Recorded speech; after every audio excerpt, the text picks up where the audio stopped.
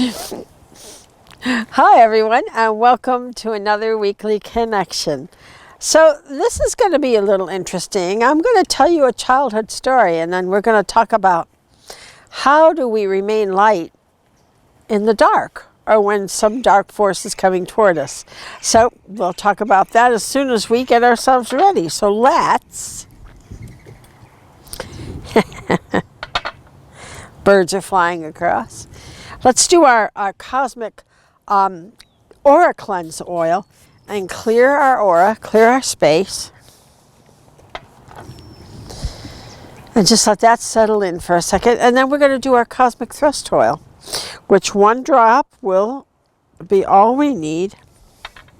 We rub it together, bring it into our energy field, cup our hands together, and take a deep breath in. And this aligns us heaven and earth, a little more at your solar plexus. And it will unite us energetically, transcending time and space, right?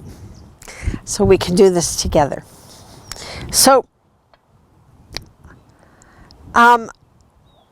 because of where we are in transition, you're seeing this division between people and their ideologies, their belief systems.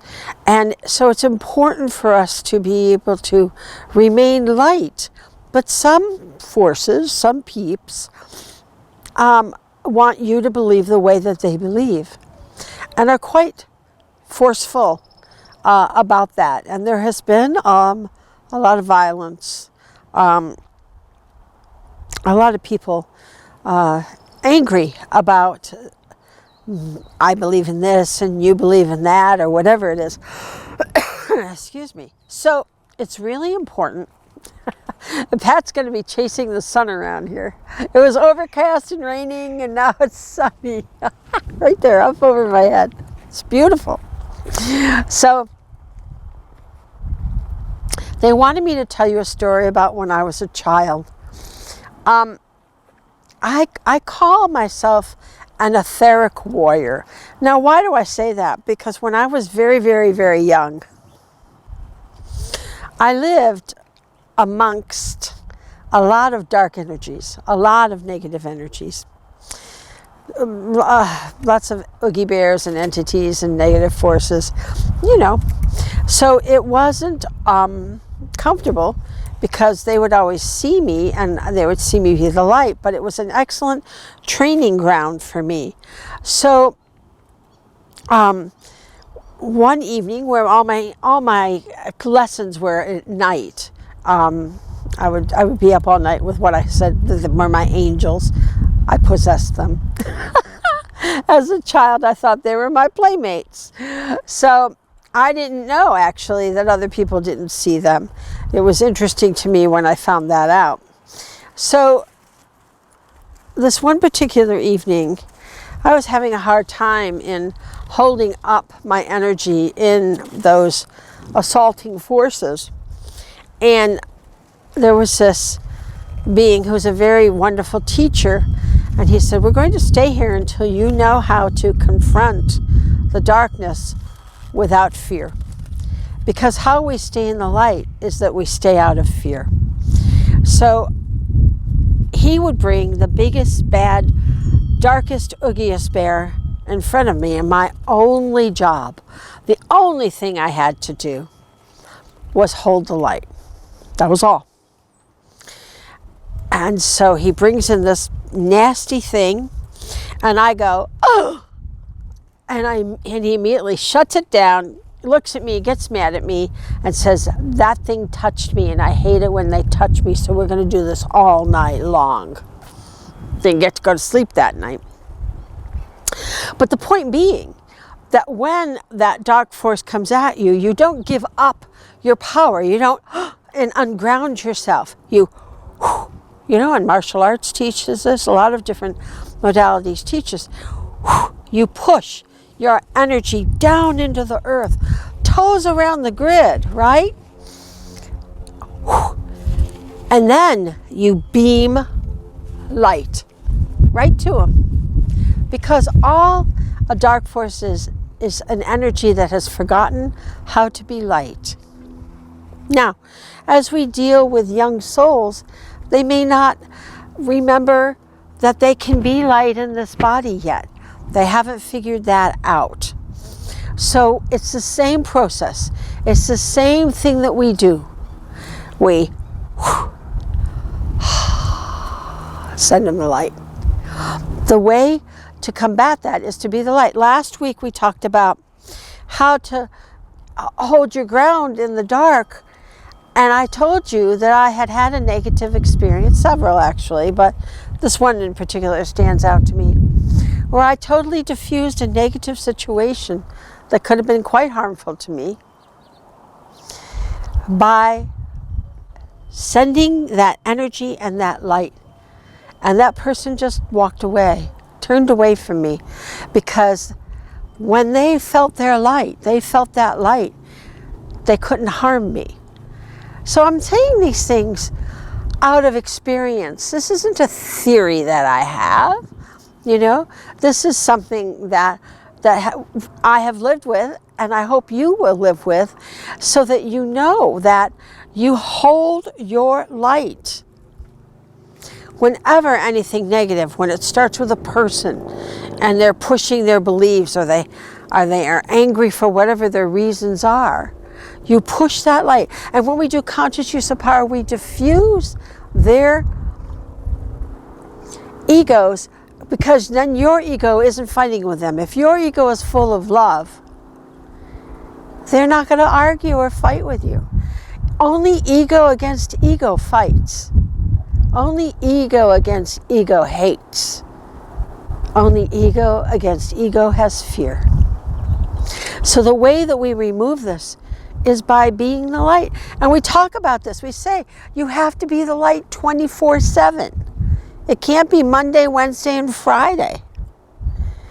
So our job is to work and work and work and work at always reflecting that light, so that the times that you're not are far less than those when you are.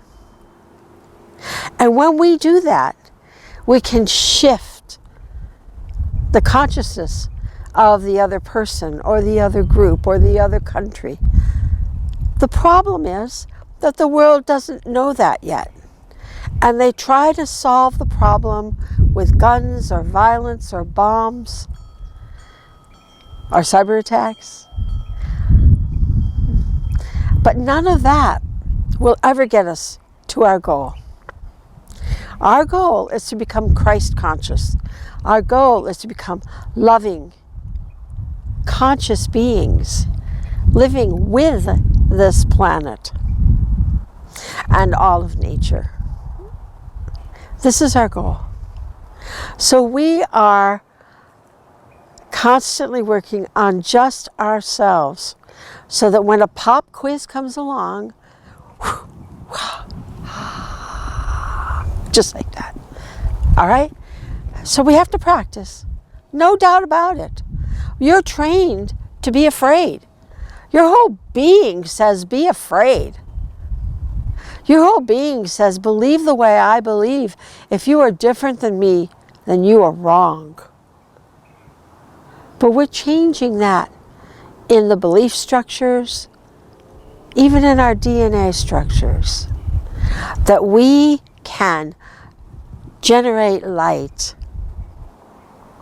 And when it's no longer ego to ego, and it's heart to heart, we disagree,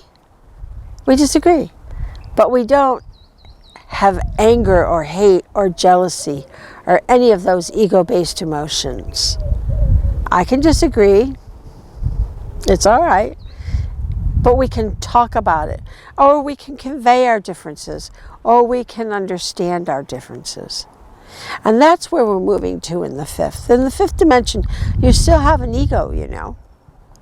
But the difference is that the ego is full of love, that the ego is managed so that it just keeps you from walking off a cliff.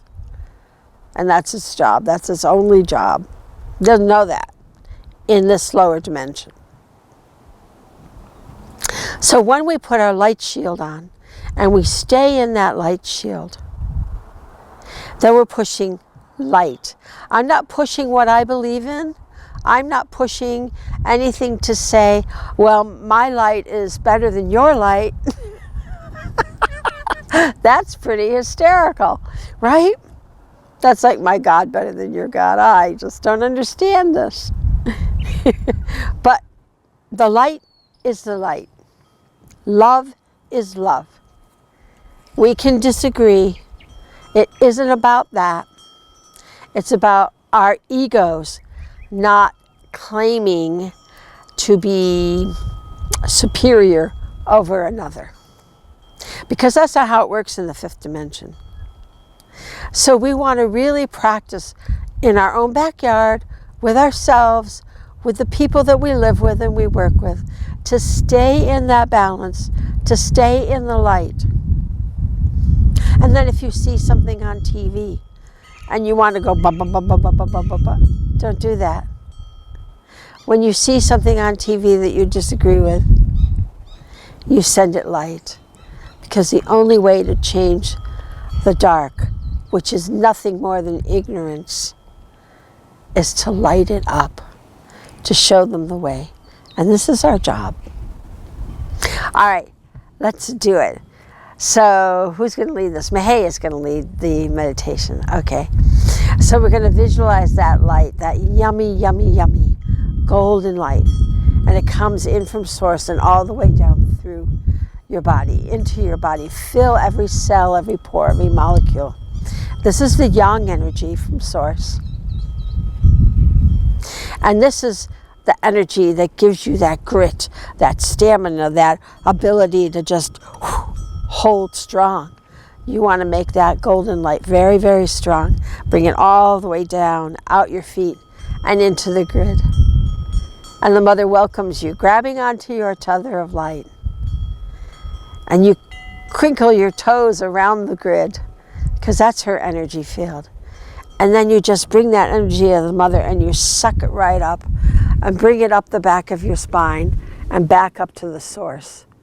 And then again, down and into the grid, suck it up back around the back, and there it is again. And keep doing that over and over. And you just want to practice just being able to have this anchor. Because when you have this anchor with heaven and earth, you're not as apt to go, right? And lose your ground. Because that's what anyone who is trying to dominate wants to remove your power. And that would be getting you to unground yourself. So we don't want to do that. We want to make sure that tether of light is very, very, very, very strong. And we bring it back up, and now we waterfall it out, our root aura. Now, the root aura, we really want to make sure we wear nicely lit, because it has our DNA, our programs, all of those doctrines of humanity as human beings that we carry. And we want to make the human being light. And then as it goes out into the sacral chakra, as we talk about so often, this is where we're dealing with here. These are all those things you hear everybody yelling and screaming about what they think is right. And people yelling and screaming about how they think they're wrong.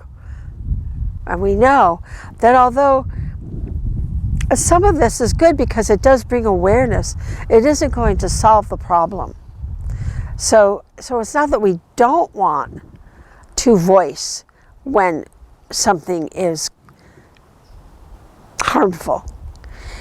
But at the same token, that may not solve it. It has to come from the heart. And we are going to keep pushing that so that people start to make more conscious choices. That's what we're after. Conscious choices.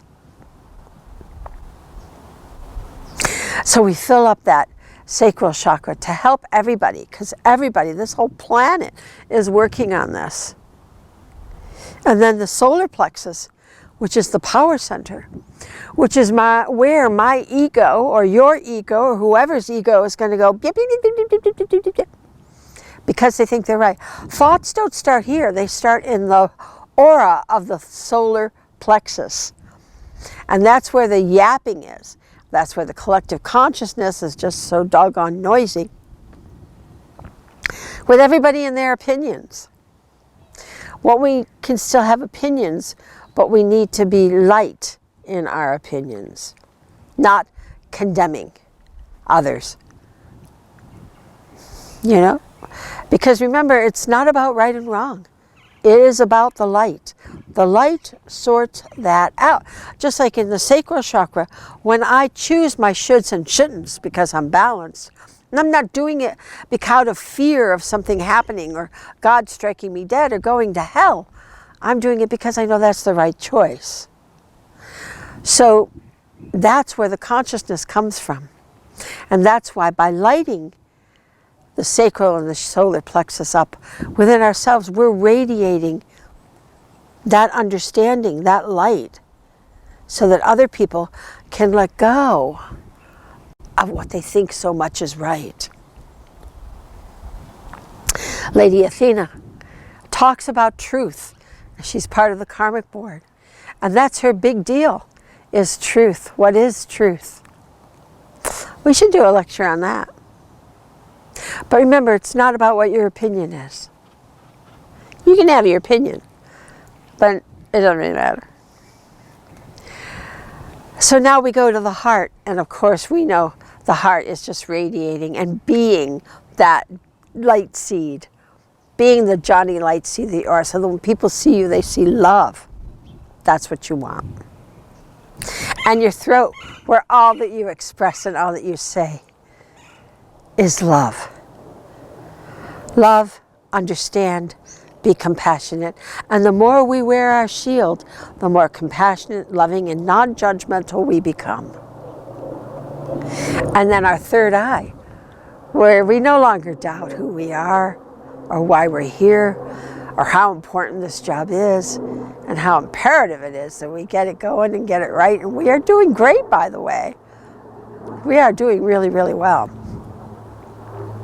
And our crown, where we wear that crown, proud to wear that crown of humanity. Because humans, when they're trained, and really we're just in training here in a life, but when they're trained, they are the most wowie celestials around. So we're working on it, day by day.